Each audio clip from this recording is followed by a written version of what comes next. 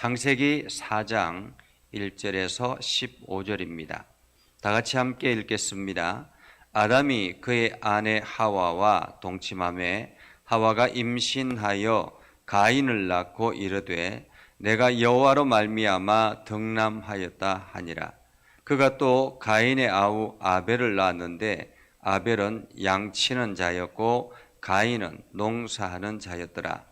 세월이 지난 후에 가인은 땅의 소산으로 제물을 삼아 여호와께 드렸고 아벨은 자기도 양의 첫 새끼와 그 기름으로 드렸더니 여호와께서 아벨과 그의 제물은 받으셨으나 가인과 그의 제물은 받지 아니하신지라. 가인이 몹시 분하여 안색이 변하니 여호와께서 가인에게 이르시되 네가 분하여 함은 어찌 됨이요 안색이 변함은 어찌 됨이냐. 네가 선을 행하면 어찌 낯을 들지 못하겠느냐. 선을 행하지 아니하면 죄가 문에 엎드려 있느니라. 죄가 너를 원하나 너는 죄를 다스릴지니라.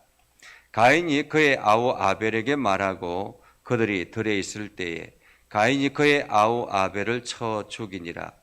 여호와께서 가인에게 이르시되 네 아우 아벨이 어디 있느냐. 그가 이르되 내가 알지 못하나이다. 내가 내 아우를 지키는 자니이까. 이르시되 내가 무엇을 하였느냐. 내 아우의 핏소리가 땅에서부터 내게 호소하느니라.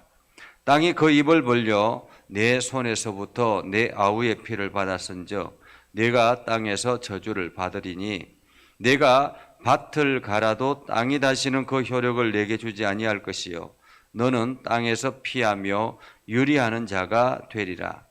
가인이 여호와께 아뢰되 내 재벌이 지기가 너무 무거우니이다. 주께서 오늘 이 지면에서 나를 쫓아내시온즉 내가 주의 낯을 배웁지 못하리니 내가 땅에서 피하며 유리하는 자가 될지라. 물은 나를 만나는 자마다 나를 죽이겠나이다.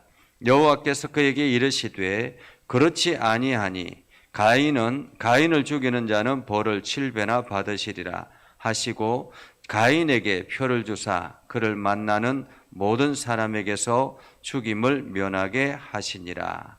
아멘. 오늘도 하나님의 은혜가 여러분의 삶 가운데 가득하기를 바랍니다. 여러분들이 하는 모든 일들 가운데서 주님의 능력을 경험하는 복된 삶을 살아가기를 주님의 이름으로 축복합니다. 하나님께서 에덴 동산을 창설하시고 아담을 거기에 두셨습니다. 그런데 아담을 통해서 여자를 만드시고 아담과 그 여자를 통해서 에덴 동산을 맡기셨는데 그들이 하나님의 명령을 순종하지 아니하고 먹지 말라고 했던 선악과를 따먹음으로 인해서 죄가 그들에게 임하게 되었죠. 그래서 하나님께서 그들에게 벌을 내리셔서 죽음을 맞이하게 되었고 죽음을 경험하게 되었고 또한 수고하며 땀을 흘려야만이 먹을 것을 얻을 수가 있게 되었습니다. 그뿐만 아니라 그들이 생명나무 실과를 따 먹을까 봐 하나님께서는 그들을 에덴 동산에서 쫓아내셨습니다. 이제 에덴 동산에 쫓겨난 아담이 그의 아내 하와와 동침하매 하와가 임신하여 가인을 낳고 이르되 내가 여호와로 말미암아 덕남하였다 하니라 라고 말합니다. 우리가 여기서 한 가지 생각해야 될 것은 하나님께서 지금 성경을 기록하는 것은 역사적인 사건대로 시대적인 매일매일의 역사적인 일을 기록한 것이 아니다라는 것입니다. 때로는 훌쩍 시간이 지나가기도 하고 그 중간에 여러 세대들이 빠지기도 하죠. 그러나 성경에서는 그것을 그냥 연결시키기 위해서 그의 부모로 이렇게 칭하기도 합니다. 자, 아담이 그의 아내 하와와 동침하여 임신하여 가인을 낳았습니다. 그리고는 내가 여호와로 말미암아 덕남하였다라고 고백하죠. 그리고 가인을 낳고 난 다음에 다시 아벨을 낳았습니다. 자, 이제 가인은 농사 짓는 자가 되었고 아벨은 양치는 자가 되었습니다. 세월이 지난 후에 얼마간의 시간이 지났는지 모르겠습니다. 가인은 땅의 소산으로 제물을 삼아 여호와께 드렸고 아벨은 자기도 땅의 첫 새끼와 그 기름으로 드렸더니 여호와께서 아벨과 그의 제물을 받으셨고 가인과 그의 제물은 받지 않았습니다. 자, 여기서 우리는 아벨과 가인의 모습을 생각하게 되죠.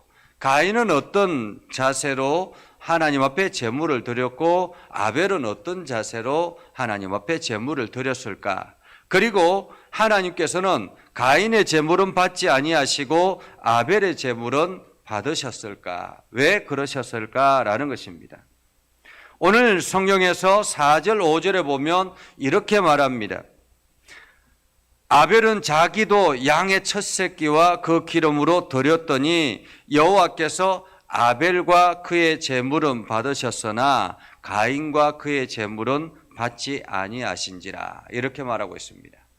여기서 하나님 앞에 드려지는 제물, 이것은 무엇을 받으셨는가라는 것입니다. 하나님께서 무엇을 받으시는가라는 것입니다.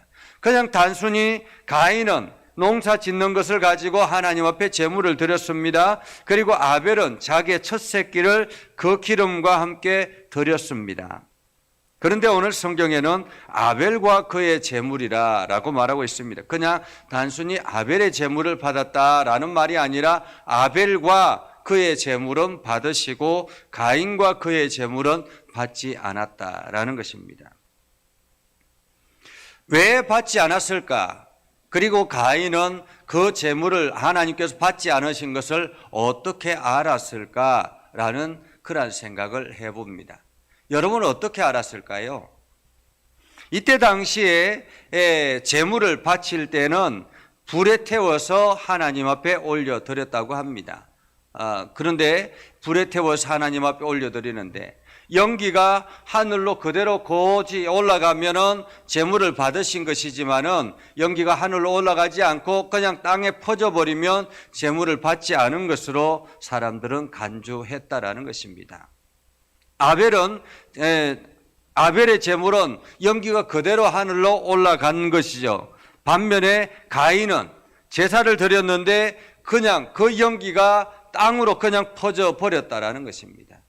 이것이 제물을 받지 않은 것으로 간주하여서 가인이 몹시 분하여 안색이 변했다라고 말하고 있습니다. 하나님이 받지 않았는데 가인은 분하여 안색이 변했다라고 이야기합니다. 분하여 안색이 변했다.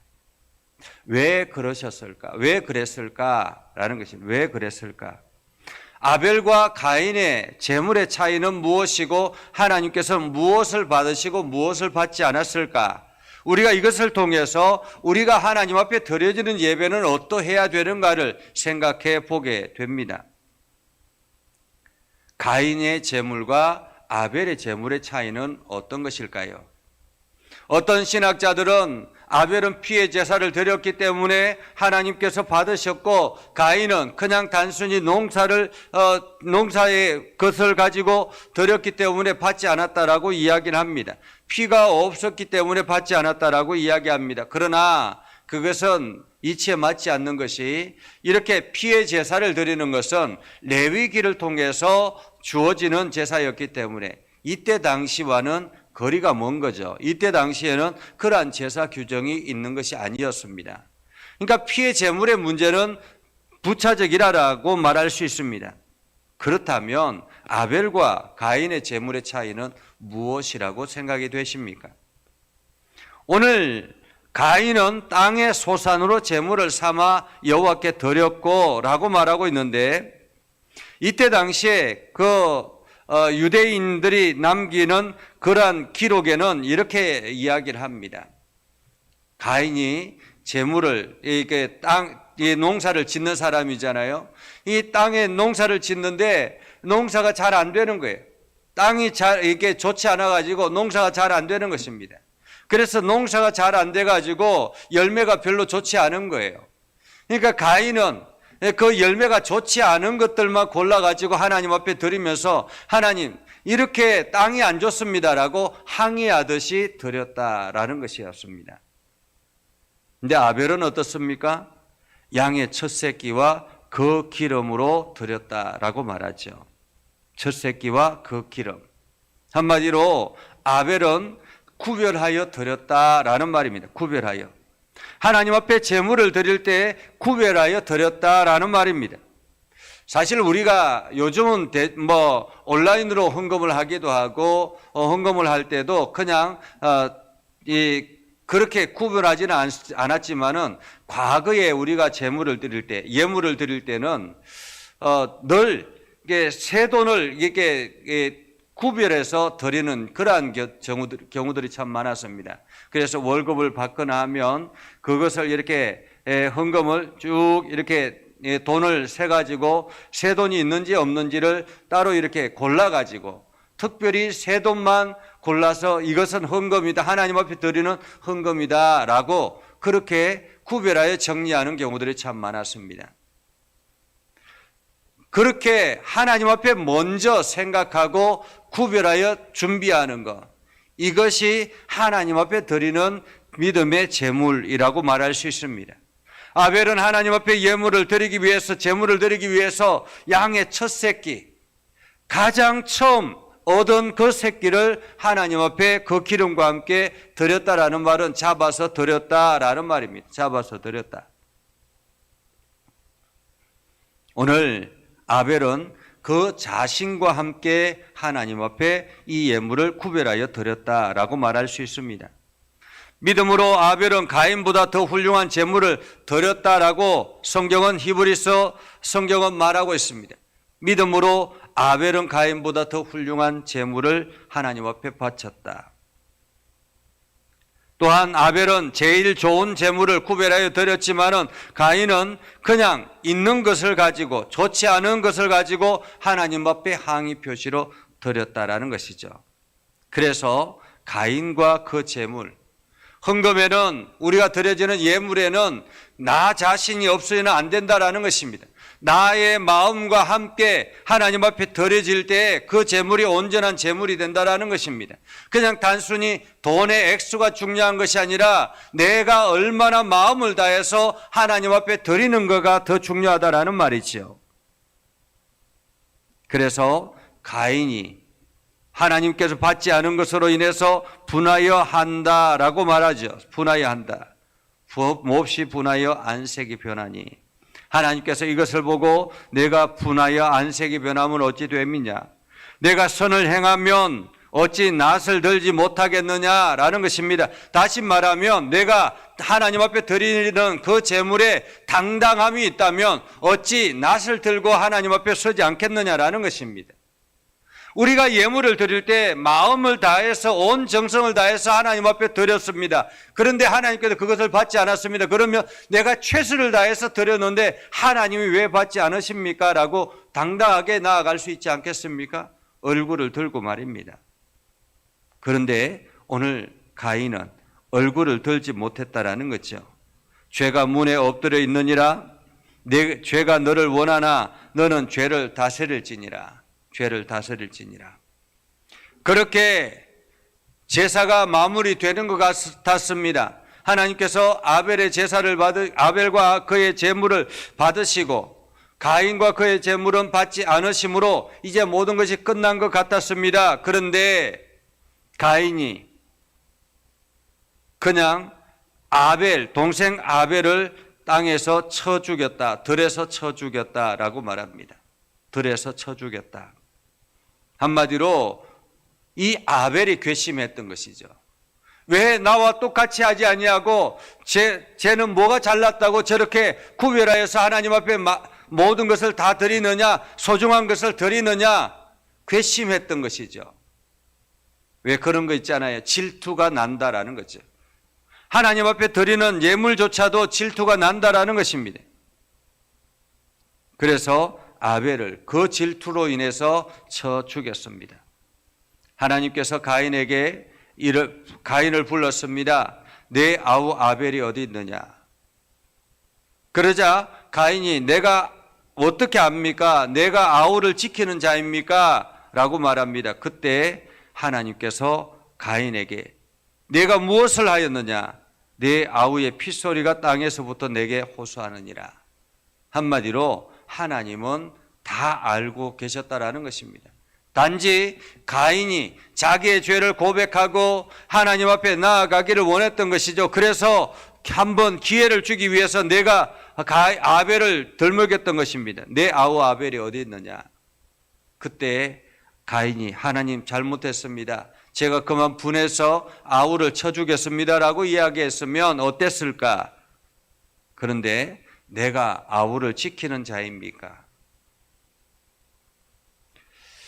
결국에는 가인이 하나님으로부터 벌을 받습니다. 11절, 12절에 땅이 그 입을 벌려 내 손에서부터 내 아우의 피를 받았은저 네가 땅에서 저주를 받으리니.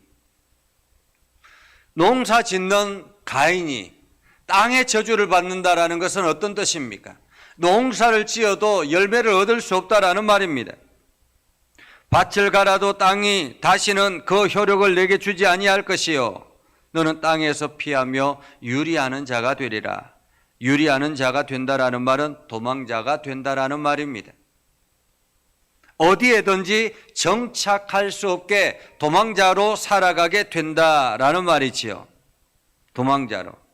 자기의 땅이 없이 늘 도망자로 살아가는 불안과 두려움으로 살아가야 되는 그러한 상황이 되었습니다. 그때 가인이 그제서야 고백하죠. 내 재벌이 지기가 너무 무거우니이다. 주께서 오늘 이 지면에서 나를 쫓아내시온저 내가 주의 낯을 배웁지 못하리니 내가 땅에서 피하며 유리하는 자가 될지라. 물은 나를 만나는 자마다 나를 다 죽일 것입니다 라고 이야기합니다. 사실 이 지금 가인과 아벨을 낳았다라고 이야기하지만 그 이외에 많은 사람들이 있었을 것입니다. 왜냐하면 세월이 많이 지났기 때문에. 그런데 많은 사람들이, 그 주변의 사람들이 가인을 보면 죽이지 않겠습니까? 보복하지 않겠습니까? 아벨을 보복하지 않겠습니까? 라는 말이죠. 그래서 하나님께서 그에게 이르되 그렇지 아니할 것이다. 가인을 죽이는 자는 벌을 7배나 받으리라 하시고 가인에게 표를 주사 그를 만나는 모든 사람에게 죽임을 면하게 하시니라. 한마디로 가인이 자기의 죄를 고백하고 나아갈 때 어쩌면은 하나님께서는 가인의 삶을 이게 보호해 주었다라고 볼 수 있는 것이죠. 가인의 표, 한마디로 낙인이 아니라 보호라는 말입니다. 그렇게 해서 하나님 앞에 죄를 지은 가인이 유리방황하는 자, 길에서 떠나 유리방황하는 자가 되었고 더 이상 이제 그 가인의 삶은 고통 가운데 거하게 되었다라는 것입니다. 오늘 우리가 살아가는 삶 가운데서도 마찬가지입니다. 내가 하나님 앞에 어떠한 자세로 믿음으로 예배하는지, 내가 하나님 앞에 예물을 드릴 때 어떠한 자세로 예물을 드리는지, 이 모든 것, 내 자신과 함께하지 아니하는 예배, 나 자신과 함께하지 않는 예물은 하나님께서 받지 않으신다라는 사실을 우리는 기억해야 할 것입니다. 그래서 오늘도 우리가 마음을 다해서 하나님과 동행하는 그러한 삶을 살아갈 수 있기를 주님의 이름으로 축복합니다. 기도하겠습니다.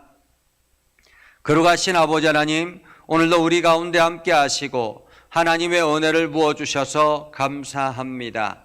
우리가 믿음 안에 굳건하게 서서 하나님께 영광을 돌리며 주의 이름을 온 땅에 선포하기를 소망합니다. 우리 가운데 역사해 주셔서 날마다 새 힘을 얻게 해주시고 하나님의 지혜가 가득하게 하시고 하는 모든 일들마다 주님의 영광을 드러내게 하여 주시옵소서. 오늘 우리가 가인과 같은 어리석은 삶을 살지 않게 하시고 우리가 아벨이 드렸던 하나님의 그 예물처럼 우리의 마음과 온 뜻이 하나님 앞에 드려지는 그러한 예배자의 삶을 살아가게 하옵소서.